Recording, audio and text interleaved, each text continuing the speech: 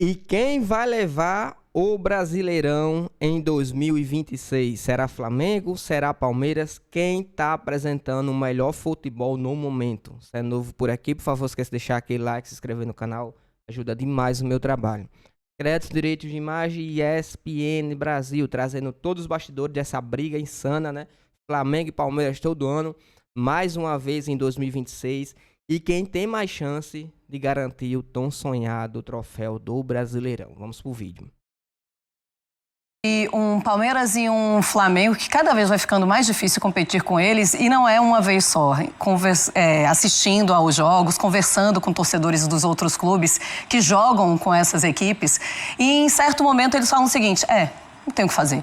Não dá mais pra ser. Ontem, com os torcedores do Bahia, é isso, não tem muito o que fazer, vai ter que aguentar. Parece que chegou a esse ponto mesmo que os adversários de Palmeiras e Flamengo, em algum momento, falam isso, não tem o que fazer, e aí são méritos dos dois times? Eu acho que principalmente no caso do Flamengo, e daqui a pouco eu explico por quê, se um adversário encontra o time do Flamengo no seu máximo potencial, ou perto do máximo, como aconteceu com o Bahia ontem, máximo, eu estou me referindo ao potencial do Flamengo, não do Bahia. Fica realmente muito difícil, especialmente no Maracanã, embora o Flamengo nos últimos anos não tenha sido dentro do Maracanã, ao lado do seu torcedor, com uma frequência muito alta, aquilo que o torcedor quer que seja, em especial nas fases iniciais da Copa Libertadores, mas o Flamengo, por outro lado, tem tido grandes atuações também em casa e com o torcedor perto, com esse nível de cobrança e com essa quase que certeza que o torcedor quer ver materializada em campo, de que o time vai jogar melhor, vai ser superior e vai ganhar. E vai ganhar bem, vai ganhar dando espetáculo, vai ganhar jogando de uma maneira generosa em termos de desempenho, né? E conseguindo, é óbvio, um resultado compatível. O jogo de ontem teve várias coisas diferentes do que a gente está acostumado a ver aqui no futebol brasileiro, mas eu acho que essa é uma conversa separada em relação ao número de faltas, ao tempo de bola rolando, à atitude dos jogadores em campo. Foi uma coisa bem distinta e bem positiva por parte dos dois, porque não é só o Flamengo. O Bahia também colaborou muito para isso, por uma partida muito bem jogada e muito bem apresentada ao público, seja no estádio, seja na televisão. Mas quando o Flamengo eleva o seu nível, isso tem acontecido já há bastante tempo, né? São vitórias seguidas desde uma derrota bem anormal, bem estranha, bem diferente do que se espera para o Bragantino, mesmo num começo de trabalho. A amostra que se tem de futebol, de bola rolando, de jogo jogado, é uma amostra que assusta os adversários. Isso não significa que o Flamengo vai ganhar com o pé nas costas, vai ganhar o campeonato com uma larga vantagem ou com muita antecedência. Não estou afirmando nada disso, mesmo porque o futebol não permite esse tipo de coisa. Mas, na minha opinião, mais do que o Palmeiras em termos de potencial máximo, o chamado teto das equipes, o do Flamengo é mais alto, pela qualidade técnica da maioria dos seus jogadores e por aquilo que a gente tem visto em campo quando tudo se acerta. Uma das principais diferenças entre o Flamengo e o Palmeiras é a idade do trabalho, né? O Leonardo Jardim está num absoluto começo de trabalho. O Abel é um técnico estabelecido no Brasil até por mais tempo do que são os nossos padrões aqui. Só que sempre foi assim, né? O Flamengo é um time que troca de técnico. Quantos técnicos do Flamengo o Abel já enfrentou? Diversos. Sim. E numa era em que o Flamengo é o maior orçamento, é o time que reúne a maior quantidade de jogadores tecnicamente muito decisivos, isso sempre foi assim, sempre eu estou dizendo desde 19 para cá. É bastante tempo. Então, para mim, existe essa distância técnica, o teto do Flamengo é mais alto que o teto do Palmeiras, mas o futebol nem sempre observa esse tipo de coisa. É natural e lógico que a gente espere que esses dois estejam ali na hora que as coisas forem se decidir. Zupac, essa reportagem ela é muito boa, ela mostra dados e informações, mas eu admito, não sei você, que 16% é um número importante, mas eu acho que no imaginário das pessoas estaria um número maior, assim, de Palmeiras e Flamengo liderando rodadas do Brasileiro de 19 para cá. Mas eu me lembro que você sempre sinalizou ano passado que o ano passado foi o primeiro ano de uma disputa real dos dois, apenas entre os dois no Campeonato Brasileiro nessa amostragem. Sim. E tá com cara de que tá começando dessa forma. Sim. Os últimos 2 anos mostram esse clique verdadeiro de Flamengo e Palmeiras acima de todos. Eles aprenderam a ser maiores do que os outros, talvez em função até do que o André disse de mudança de técnico ou montar elenco. A distância de Palmeiras e Flamengo para os demais, que ela claramente existe, ela depende de 2 coisas. Depende do trabalho de Palmeiras e Flamengo, embora isso não seja uma coisa só, muito pelo contrário, são clubes tão diferentes, mas do desenvolvimento do trabalho de ambos e do desenvolvimento do trabalho dos concorrentes. E aí eu acho que isso ajuda a explicar por que nesse momento a gente continua com esse distanciamento. Nessa temporada, a gente começa o Campeonato Brasileiro com os dois. Se considerar que essa primeira metade do primeiro turno é o começo do Campeonato Brasileiro, muito rapidamente eles estão se estabelecendo nas posições que a gente já imaginava. Claro, tem o Fluminense e falaremos sobre o Fluminense.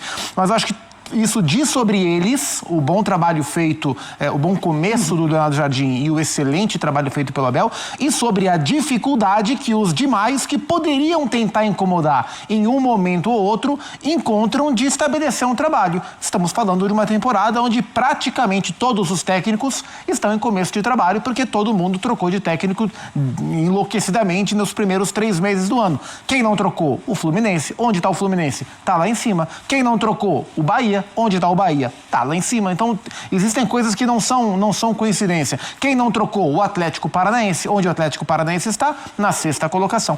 Então, os potenciais adversários que poderiam brincar de incomodar, o Botafogo, o Corinthians, o São Paulo, o Fluminense, só o Fluminense, o Cruzeiro, só o Fluminense tem um bom trabalho no momento. E isso contra adversários tão fortes como Palmeiras e Flamengo facilita o caminho para eles se distanciarem. E o que me chama a atenção é que a grande campanha do Palmeiras e o bom momento do Flamengo, eles acontecem com as características que a gente se acostumou a ver nessas 2 equipes. O Palmeiras com um nível de competência e de competitividade maior do que o brilhantismo do seu futebol, e o Flamengo que vai construindo vitórias importantes com um nível de futebol bastante alto. O recado que o Flamengo passou é que ele está melhorando jogo a jogo.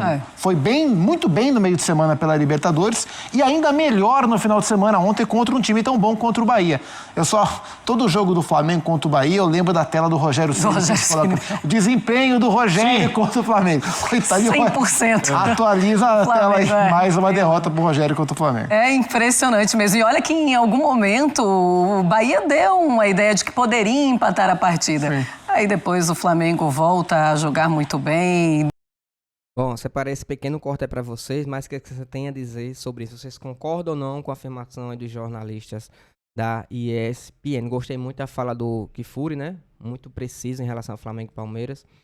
Mas em relação ao Fluminense, eu falei até isso no ano passado, quando tava a briga Flamengo, Palmeiras e Cruzeiro. Falei que o Cruzeiro, em determinado momento, não ia aguentar manter o ritmo, né? Não ia conseguir manter, vamos dizer assim, a pegada entre Flamengo e Palmeiras pela questão do elenco. Não tem um elenco tão vasto, um elenco tão qualificado, embora o time do Cruzeiro seja muito bom, mas é um elenco reduzido, né? 10, 11, você conta no dedo aí que são acima da média. Acho que acima da média mesmo são uns 7 jogadores do Cruzeiro, o restante são jogadores intermediários e não tem um elenco tão vasto para poder suprir, né, quando colocar o reserva, manter aquela pegada, manter aquela técnica, muito difícil. Mesma coisa se aplica ao Fluminense esse ano.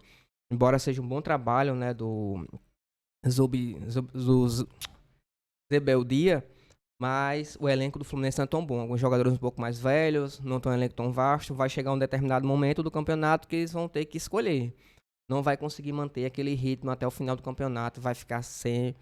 Com certeza entre Flamengo e Palmeiras a briga final. É pelo vasto elenco que o Palmeiras tem, o vasto elenco que o Flamengo tem. Jogadores mais técnicos, é um elenco muito qualificado. Minha opinião, tá bom? No final vai ficar mesmo entre Flamengo e Palmeiras a decisão pelo Brasileirão.